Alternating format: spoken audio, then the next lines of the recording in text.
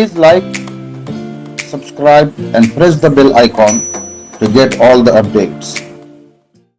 అయితే దేవుడు ఎలా మాట్లాడతాడు?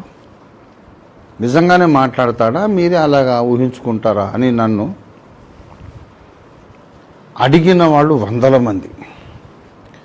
కొందరు క్రైస్తవులు అడిగారు, క్రైస్తవేతరులు అడిగారు, నాస్తికులు అడిగారు, ఎలా మాట్లాడతాడు దేవుడు? దేవుడు మాట్లాడే విధానం అనే ఒక ఆడియో క్యాసెట్ ఉంది. దాదాపు 20 ఏళ్ల కిందట అనుకుంటా నేను చెప్పాను ఆ ప్రసంగం. మా కార్యాలయానికి మీరు రాసి కానీ ఫోన్ చేసి కానీ తప్పక మీరు ఆడియో క్యాసెట్, ఆ ఆడియో మెసేజ్ తెప్పించుకొని మీరు వినండి. బహుశా ఇంటర్నెట్లో కూడా అప్లోడ్ అయి ఉంటుంది అనుకుంటాను. ఎన్నో వేల ప్రసంగాలు కనుక అన్నీ నాకు కూడా తెలియదు, ఏవి అప్లోడ్ అయినో ఏవి కాలేదు.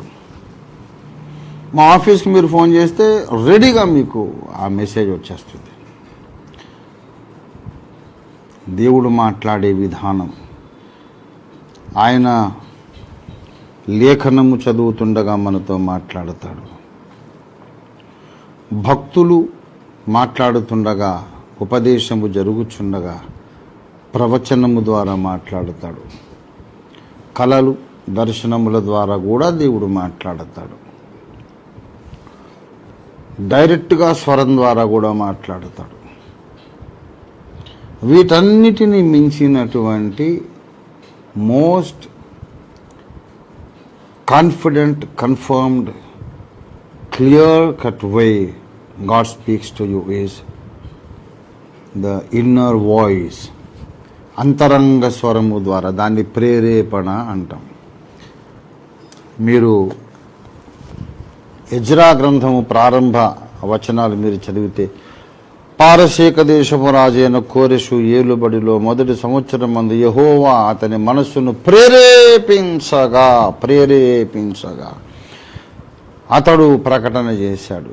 సకల జనులకు, యూదా దేశమందలి ప్రజలకు ప్రకటన చేశాడు. ఆకాశమందున్న దేవుడు నాకు ఆజ్ఞ ఇచ్చెను, యూదా దేశమందున్న తన మందిరమును మళ్ళీ కట్టించమని ఆజ్ఞ ఇచ్చాడు. దేవుడు ఆజ్ఞాపించాడు. దేవుడే దిగొచ్చి నాతో తెలుగులో మాట్లాడాడు, ఇంగ్లీష్లో మాట్లాడాడు, హీబ్రూ భాషలో మాట్లాడాడు అన్నట్టు చెబుతున్నాడు ఆయన. పారసీక దేశపు రాజు దేవుడే వచ్చి నాతో పర్షియన్ లాంగ్వేజ్లో మాట్లాడాడు అన్నంత కాన్ఫిడెంట్గా చెబుతున్నాడు. కానీ జరిగింది ఏమిటంటే, పర్షియన్ లేదు, ఇంగ్లీష్ లేదు, దేవుడు ప్రేరేపించగా అని రాయబడేది. ప్రేరేపణ అంటే ఏంటి? దీనికి నేను ఆ దేవుడు మాట్లాడే విధానం అనే ప్రసంగంలో చెప్పాను. ఆ విషయం మళ్ళీ చెప్తాను ఇప్పుడు. ఒక గది ఉంది, గదిలో 4 ఉన్నాం, మాట్లాడుకుంటున్నాం, ఏవో కొన్ని విషయాలు చర్చించుకుంటూ ఉన్నాం.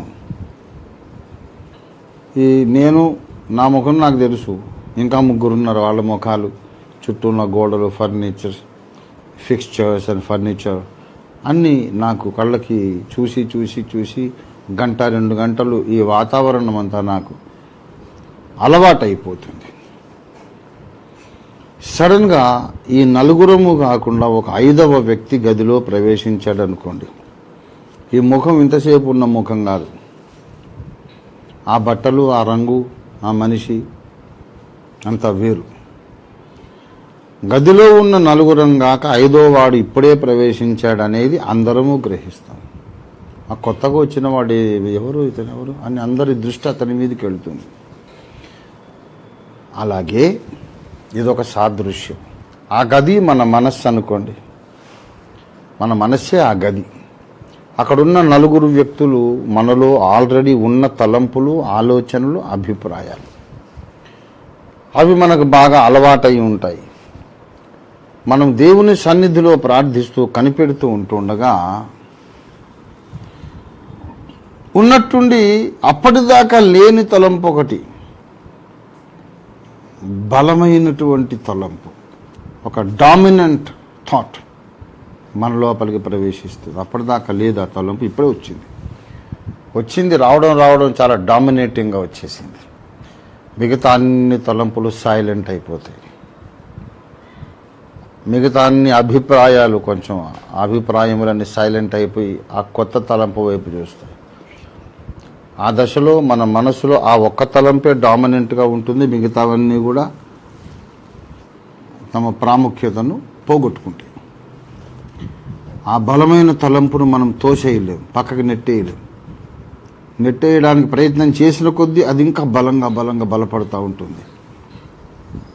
రాను రాను ఆ ఒక్క తలంపే మన మనసు నిండిపోతుంది.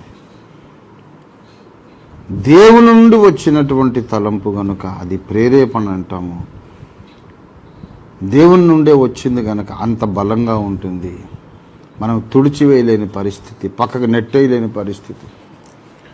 మిగతా వాటన్నిటికంటే నేనే ప్రాముఖ్యం అని తను తాను వ్యక్తపరుచుకుంటుంది. అలాంటి కొత్త తలంపును, అతీతమైన వేరే ప్రపంచం నుండి వచ్చిన తలంపును బైబిలు దైవ ప్రేరేపణ అని పిలుస్తుంది. కోరెషు రాజుకు వచ్చింది అదే ప్రేరేపణ.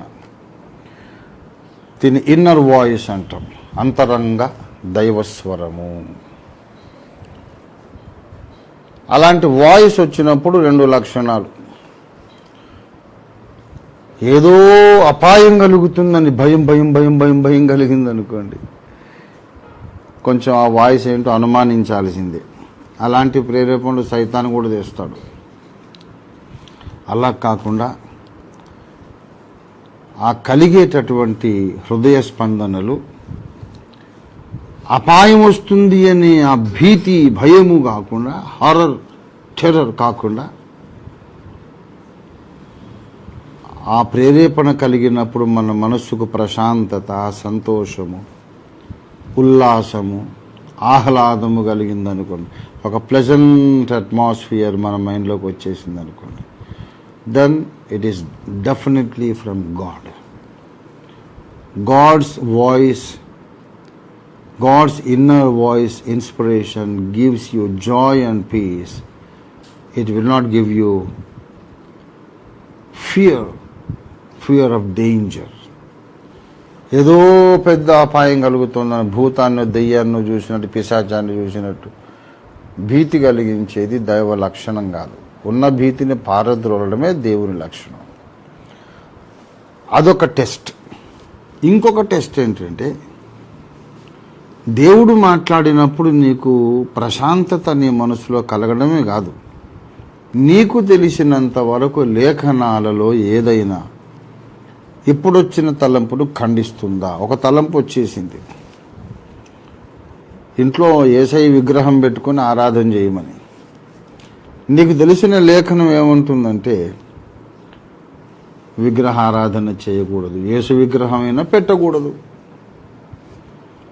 లేఖనములో వద్దు అని దేవుడు నిషేధించి ఖండించినది ఇప్పుడు చెయ్యమని అంటోంది స్వరం కనుక డెఫినెట్గా ఇది సైతాను నుండి వచ్చిన స్వరమై ఉంటుంది. No doubt at all, no second opinion.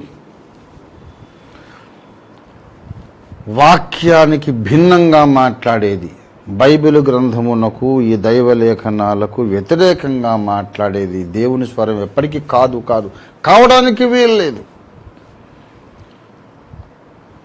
నీ వివేచనను ఉపయోగించి నీలో ప్రశాంతత కలుగుతుందా లేదా అని చూసి దేవుడు మాట్లాడాడు అని గ్రహించి విశ్వాసంతో పేతురు నీళ్ల మీద అడుగేసినట్టు నువ్వు అడుగేసేసావనుకో, నువ్వు నడవగలుగుతావు, అద్భుతాలు జరుగుతాయి. మాట్లాడింది దేవుడే అని ఇంకా ఫర్దర్ నిరూపణ దొరుకుతూ ఉంటుంది, ఇంకా కన్ఫర్మేషన్ వస్తూ ఉంటుంది. ఇలాగ దేవుని చిత్తమును గ్రహించటం, ఆ గ్రహించిన చిత్తాన్ని నెరవేర్చటం అనేది ఒక్కొక్కళ్ళకి ఒక్కొక్క రకంగా ఉంటుంది. Please like, subscribe and press the bell icon to get all the updates.